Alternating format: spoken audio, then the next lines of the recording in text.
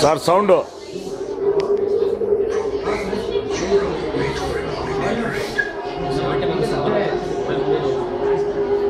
Probably you had just started reading the newspaper. Sound. 2 minutes later, 8:48 a.m., you were already in the move towards the Salutes in the march past. 2 minutes. You had reached page 3 of the newspaper. 2 minutes. Gujarat had already made it to the world headlines. 2 minutes. You were breathing in fresh air in the comfort of your home. 2 minutes. Mic ಅದು ಅನ್ಸ್ಪೀಕರ್ ಮಾತ್ರ ಬರೋದು. Under the debris of their homes. हाथ उड़ाओ तो किसे बढ़ा शायद उनको भी जानता था शायद एक बार इसका चेहरा आ जाए नजर. January 26, 2001, Gujarat was rocked by a killer quake measuring 6.9 on the Richter scale. Epicenter near Chobari, 30 kilometers from Bajaru. In one blow, the shockwaves unleashed a trail of massive destruction, causing widespread deaths, injuries, and devastation.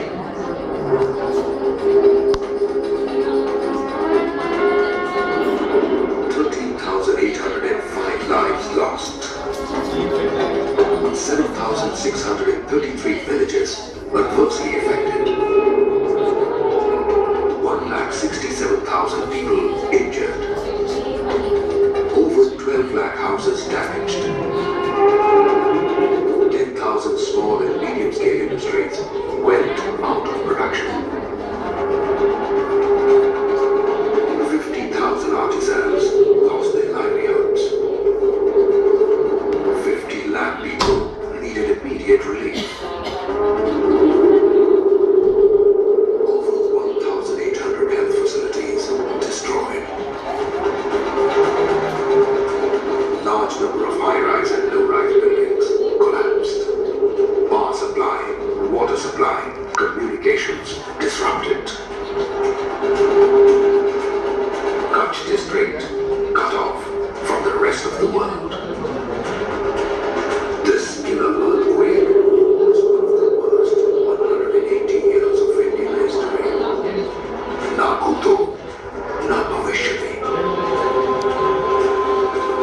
This disaster was more devastating than Latur, Kobe, and Mexico. It released an energy equivalent to 45 lakh tons of TNT, approximating to over 300 Hiroshima type bombs, affected an area of 1,82,639 square kilometers, more than the geographical area of Assam and West Bengal put together.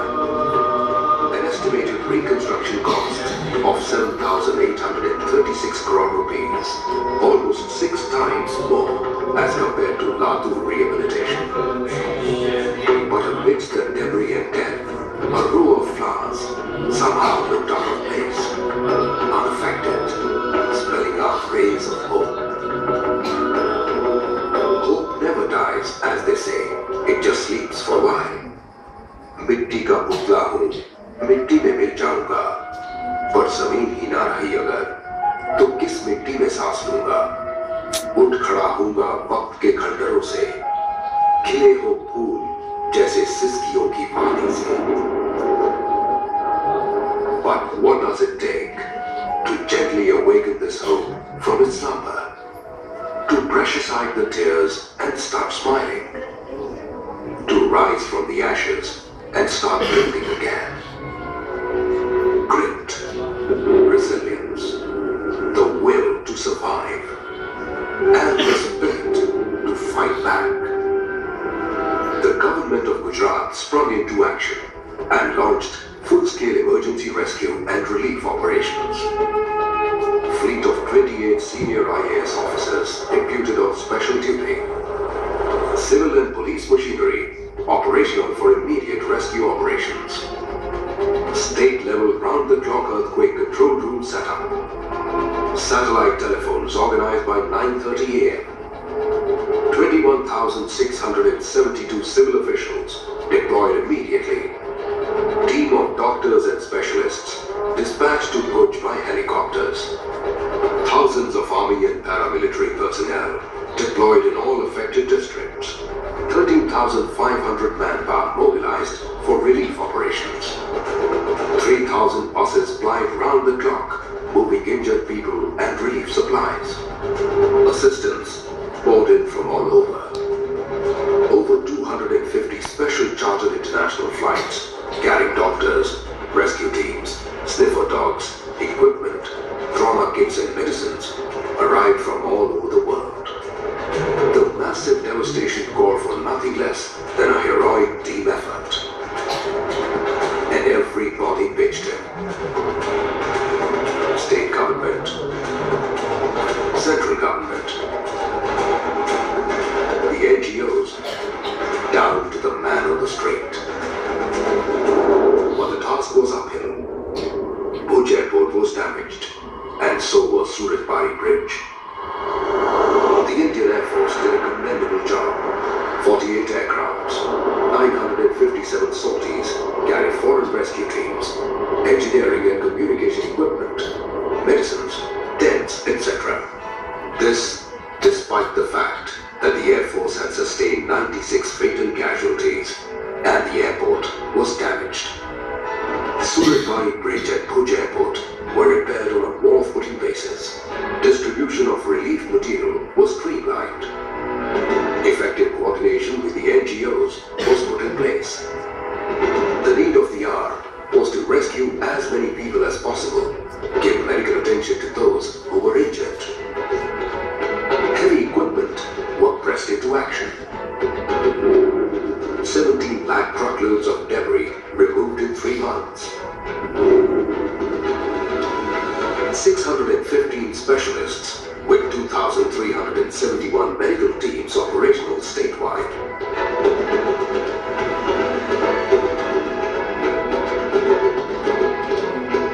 17,000 operations including orthopedics conducted. 454 serious cases airlifted from Bhuj for special treatment. 2,500 ambulances and jeeps mobilized. 50 field hospitals set up within days with the help of NGOs. It was still uphill. Aftershocks continued, but people fought on. ST buses with their seats removed were converted into mobile first aid centers. Doctors, nurses, volunteers worked round the clock. Government employees who too had lost their near and dear ones chose to remain on duty. Simultaneously, the administration went about restoring essential services. Power supply to Bhuj was restored within 48 hours. Water supply restored within 36 hours. 2,000 telephone lines, each in Bhuj and Gandhidham, restored on the same day. Alternate communication systems set up using satellite telephones and ham radio. 2,43,000 family kits distributed. 28,000 tons of food grains distributed in a period of 2 weeks. Over 2.5 lakh tents and tarpaulins were distributed in coordination with NGOs and other agencies. Immediate compensation measures were taken. The Honorable Prime Minister of India, Shri Atal Bihari Vajpayee, immediately announced a contribution from the Prime Minister's Relief Fund for reconstruction of schools and Bhuj Hospital.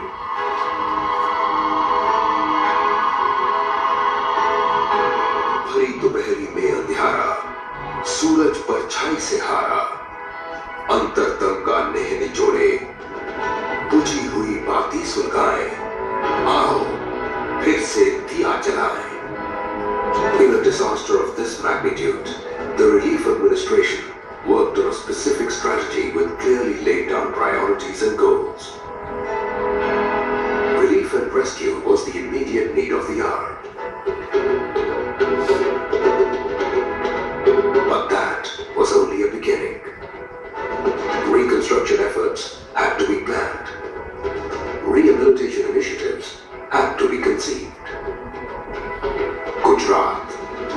complete rebuilding. Gujarat State Disaster Management Authority, GSDMA, a first of its kind state nodal agency, was hence established.